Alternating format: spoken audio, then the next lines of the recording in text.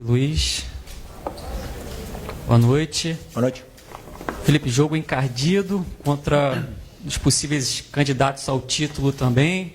O Flamengo não consegue a vitória, mas finaliza 19 vezes, vai bem, coloca a bola na trave, o Wallace entra muito bem no segundo tempo. Queria que você fizesse uma avaliação do desempenho do time e o que dá para tirar de positivo também desse empate.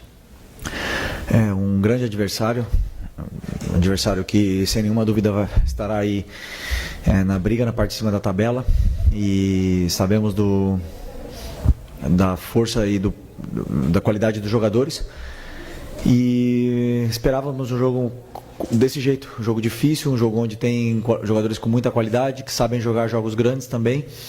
E hoje, na minha opinião, jogamos muito melhor do que no ano passado Peraí, o que deu? Não parou de falar no fundo. Será que alguém pode avisar que está tendo uma entrevista coletiva transmitida ao vivo? Se poderiam falar mais baixo? Baixar um pouquinho. É possível, né? Queríamos atrapalhar também vocês. Toda vez só vai. Pois é. Vamos lá? E na minha opinião, a equipe fez um jogo hoje melhor do que ano passado. Aquele jogo onde o primeiro tempo estava 3-0 e acabou ficando 3-2. Hoje jogamos melhor que aquele jogo, porém não conseguimos concretizar as nossas oportunidades de gol. Eles tiveram um contra-ataque e fizeram, né? E depois tiveram alguma outra possibilidade de contra-ataque, mas, como eu sempre digo, nós escolhemos a forma de jogar e nem sempre vamos ganhar, mas essa é a forma que eu quero, esse é o estilo que eu quero ver meu time, pressionando, deixando o adversário em dificuldades, que o adversário não consiga tirar a bola do Flamengo, que nós sejamos os protagonistas do jogo. Depois dependeremos, né, da bola entrar muitas vezes ou não, ou desses detalhes que são micro, mas que claro que temos muitas coisas para corrigir, como todos os jogos. Felipe, boa noite. Emanuele Ribeiro, do GE. Globo. Como você disse, o Flamengo dominou, criou mais chances, poderia ter saído com a vitória hoje aqui, mas também do outro lado tinha um adversário que montou uma estratégia que foi para buscar esse ponto também. O Inter tirou o Flamengo do conforto ali em alguns momentos no primeiro tempo, principalmente com a marcação, né? E a gente viu o Flamengo sentindo a falta desse jogador de criação no meio campo. O Arrascaeta está lesionado, o Gerson também não pôde vir para o jogo hoje, que é um jogador que poderia dar mais força física para o Flamengo ali pelo lado. Sem o Arrascaeta, o Alcaraz emprestado, como que o Flamengo vai buscar uma solução para essa criação ali no meio de campo? O que você acha que dá para fazer no elenco? Hoje você foi com 4 atacantes para o jogo, mas o que você acha que dá para fazer com esse elenco nessa questão do meio campo ali? Estou bem servido, tinha inúmeras possibilidades para começar o jogo. É verdade que a data FIFA é complicada, porque os jogadores chegam, por exemplo, o exemplo do Plata chegou com 2 jogos 90 minutos e com duas viagens de 7 ou 8 horas, né? Então chegou sem condição de jogo. Gerson, Arrascaeta, todos esses. Mas quando falta um jogador, a gente sente falta. Claro que sente falta. Sentimos falta do Vinha, sentimos falta do Pedro, sentimos falta de todos os jogadores, porque o grupo todo disponível é mais forte. Quando falta uma peça, é uma peça a menos que nós temos para poder vencer. Mas os jogadores que entraram em campo, eu estava com plena convicção de que iam fazer um grande jogo, que iam fazer tudo o que o treinador pedisse para eles, e eles fizeram.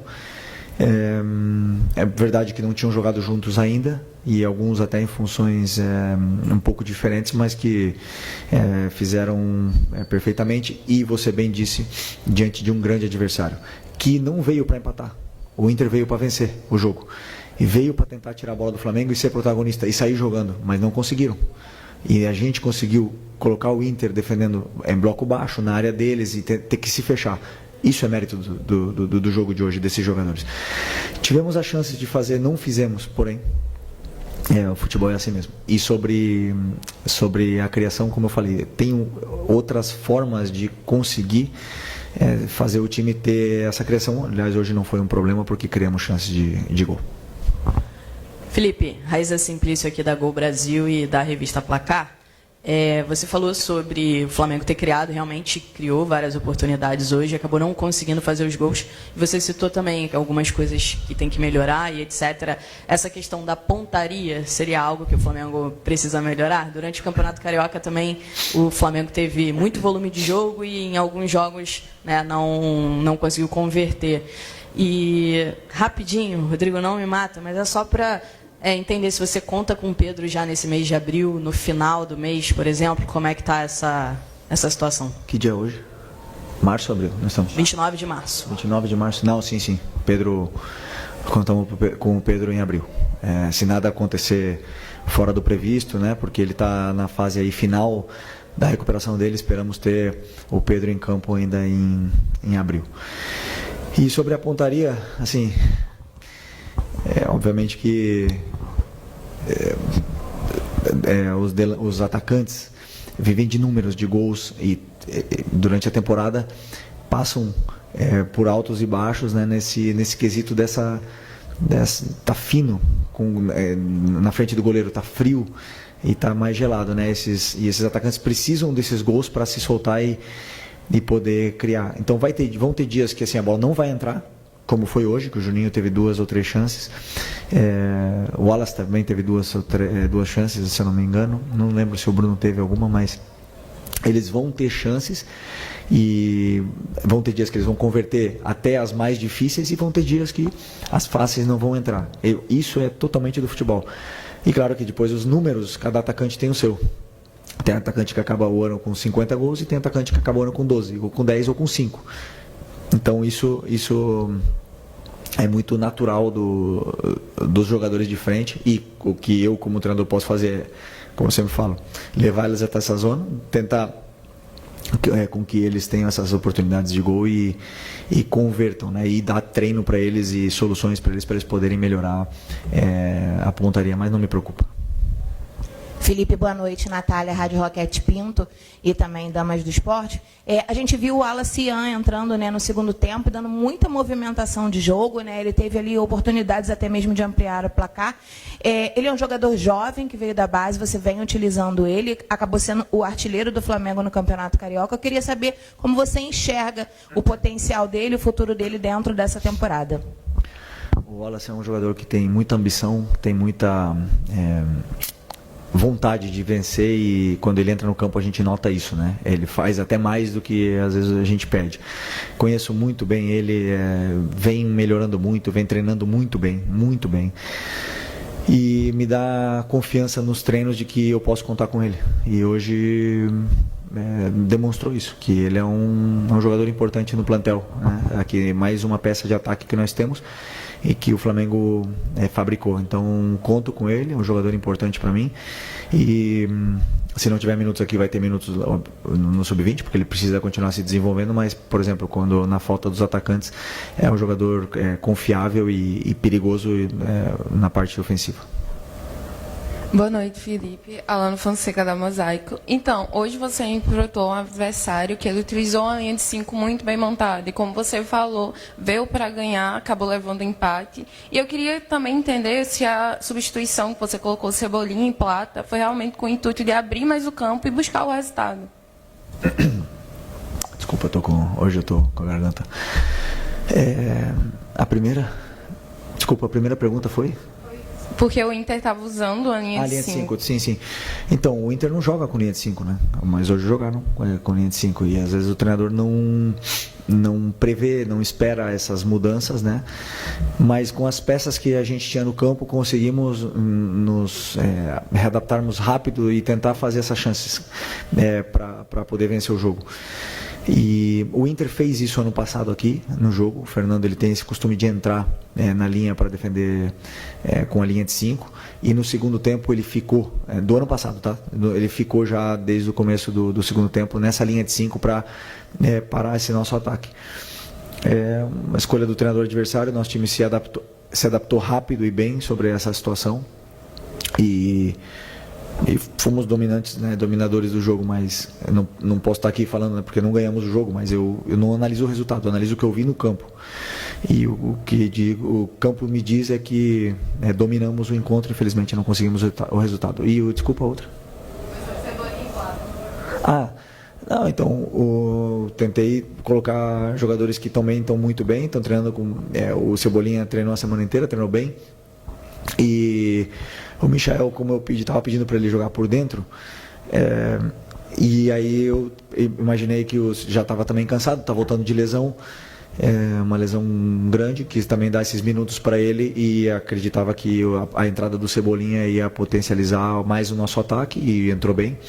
E o Plata, como eu falei, chegou exausto da viagem, não tinha condição de jogo, foi recomendado que ele não jogasse, e aí a opção dele era por 30 minutos, e aí eu decidi por tirar o Luiz, que estava com um golpe, né, na perna, e já estava dando sinais de que não estava conseguindo estar solto no campo, né? Mas também poderia ter colocado o Plata de atacante, ter tirado o Juninho, por isso que eu falo que essas opções eu tenho, na falta dos meias que vocês citaram antes. Não, mas o intuito foi, claro, foi vencer o jogo. Até a última substituição do Ayrton, e deixando o Alex de zagueiro, foi pensando em poder atacar pela lateral. Felipe, você me deu um gancho para a pergunta que eu ia fazer em relação ao Alexandro. Renato Gaúcho costumava brincar com o Soares, que ele passava o DVD, né, pro Soares, para aprender com ele sobre essa função de atacante.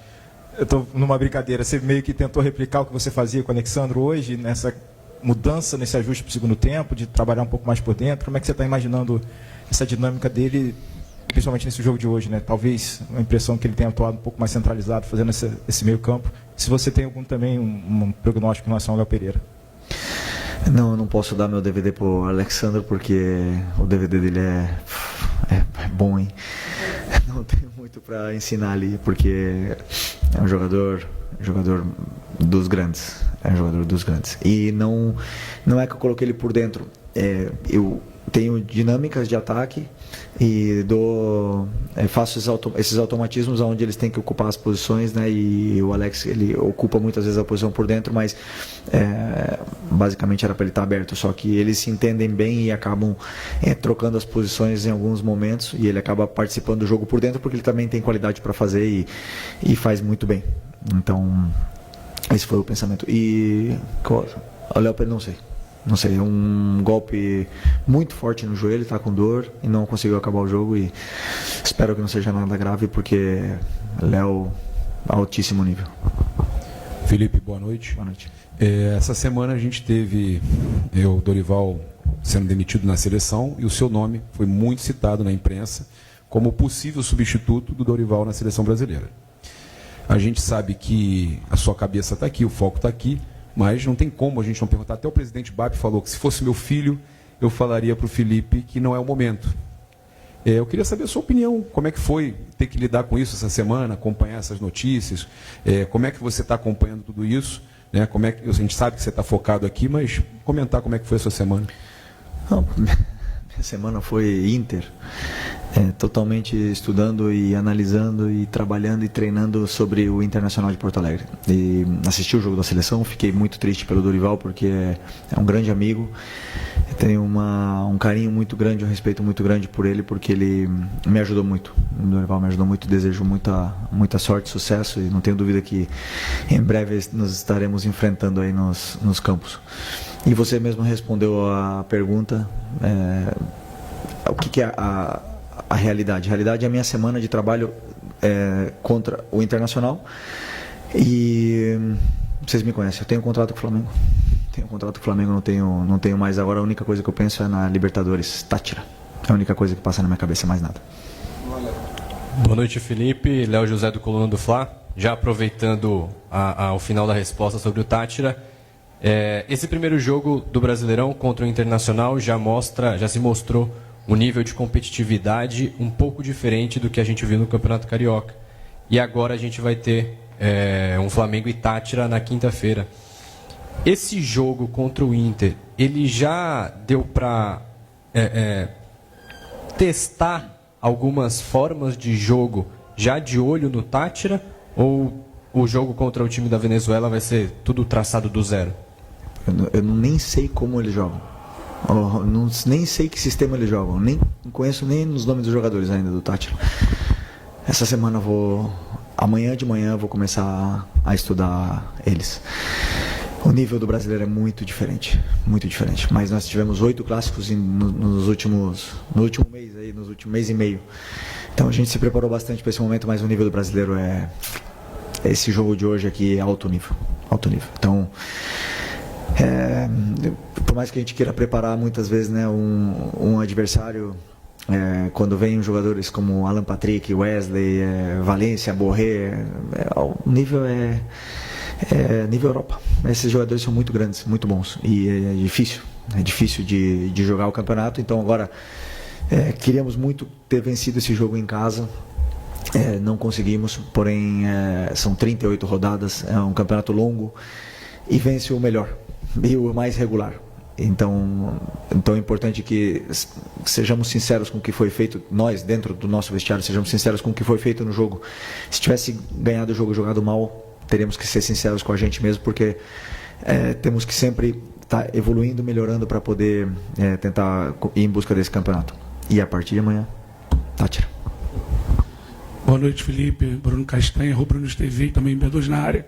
Eu queria perguntar para você especificamente do Bruno Henrique. O Bruno Henrique hoje jogou numa função diferente, mais como meio, jogando atrás do Juninho, com bola e também sem bola na marcação e não na primeira linha. Ele também marcando o Fernando, principalmente no primeiro tempo, nessa série de bola. Eu queria que você falasse para mim o que você pensou em relação ao Bruno Henrique nessa posição. Obrigado. Primeiro, o Bruno fez um treino comigo. Esse jogador esse cara é muito diferente. Esse cara é muito, muito diferente. E aí eu conversei com ele hoje, pedi se ele tinha condições, se ele queria, né, se ele estava em condições, se ele se sentia confortável de começar o jogo e quanto tempo mais ou menos ele poderia aguentar. E falou que estava plena disposição da equipe, e isso um treinador valoriza muito, porque um cara que vem de lesão poderia perfeitamente se proteger e falar, não, vou esperar mais um pouco com medo de ter algum problema, e não, ele colocou o corpo dele a serviço como ele sempre faz, não é nenhuma novidade pra gente, né? Então pensei em colocar ele nessa função que ele fazia já com o Jorge Jesus, com 2 atacantes, e vindo buscar, como o Michel fica mais alto, ele vindo buscar a bola no pé e o Juninho dando a profundidade. Então ele sabe fazer, ele já fez, ele jogou com 2 atacantes todo 2019, e ele tem esse ataque ao espaço também que é muito bom, né? Mas o Inter tem uma qualidade defensiva também importante, sabiam que ele tinha esse poder ofensivo no espaço e conseguiram neutralizá-lo. No segundo tempo já ficou mais alto com o Michel por dentro, e aí ele senti ele mais solto, né, um pouco mais assim. Para mim fez um grande jogo, um grandíssimo jogo, e sobre a pressão, não é que ele estava com o Fernando, ele e o Juninho tinham que pressionar, só que eles em determinados momentos ia o Juninho, outros ia ele, e acabamos pressionando um time que é difícil de ser pressionado, muito difícil de pressionar o Inter. O Inter são poucos adversários que tiram a bola do Inter, então tem mérito nesse sacrifício dos jogadores. Felipe, boa noite. Boa noite. Felipe, tem uma questão que está preocupando muito a torcida, acredito que está preocupando você também, é a questão da coxa. A gente tem o Danilo, o Gerson, o Bruno Tava, o Cebolinha, o Michael. São alguns jogadores que tiveram problema na coxa nesse começo de temporada. Queria saber de você se você fez uma reunião com os seus preparadores físicos, com o departamento médico, para poder entender o que pode estar acontecendo e se vocês já conseguiram encontrar um diagnóstico para poder resolver esse problema. As lesões do futebol, 70% delas são posterior de coxa. É a maioria, porque o modelo de jogo pede pressionar, a sprint pede voltar para marcar, a sprint pede para se desmarcar no espaço, a sprint, e o músculo que mais solicita é esse. Tivemos 8 clássicos em 12 jogos. Então, além do físico, tem o mental. E esses jogadores, o que eu mais admiro neles é que eles não guardam nada. E as lesões vão acontecer. E é o risco que eu corro, pedindo para eles jogarem assim, eles fazem. Tem jogadores que têm mais predisposição, outros que têm menos. Tem jogadores que conseguem jogar toda a temporada e apenas ter algum problema físico. Tentamos dosar a carga, mas não controlamos tudo. E às vezes eles fazem algumas ações aonde acabam sentindo. A única lesão que foi grande foi a do Michel. A única dessas todas. Todas as outras foram, assim, edema, grau 1, que é uma sobrecarga.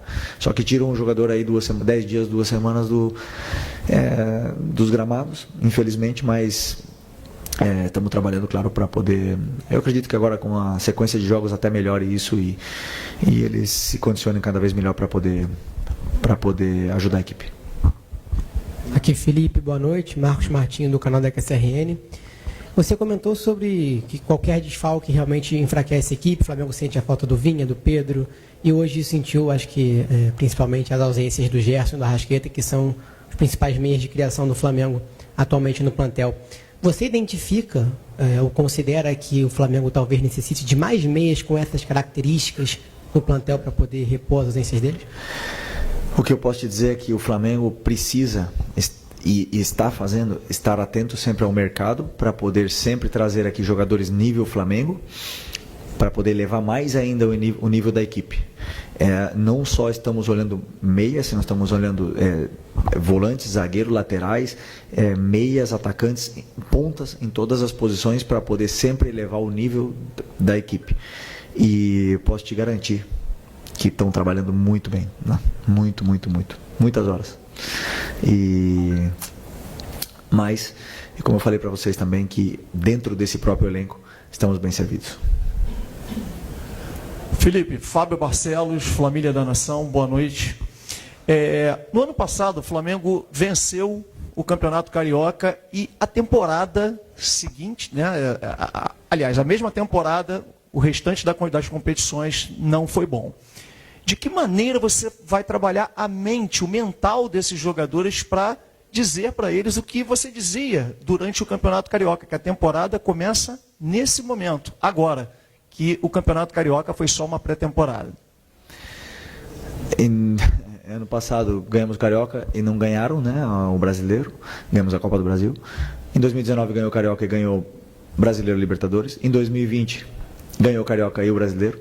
Em 2021 não ganhamos nada. Então, assim, cada ano tem um ano diferente, não tem nada, mas o que eu falo para eles é justamente isso. Agora começou a temporada pra gente.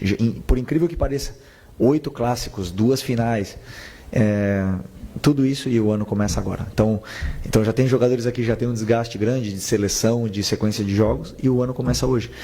E infelizmente depois da data FIFA, né, que chegamos aí nesse...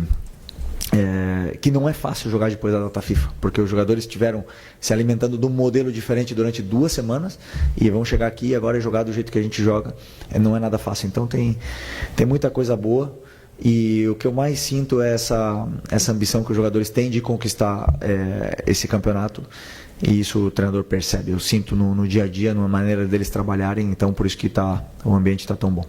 Obrigado, Felipe. Obrigado, boa noite, pessoal.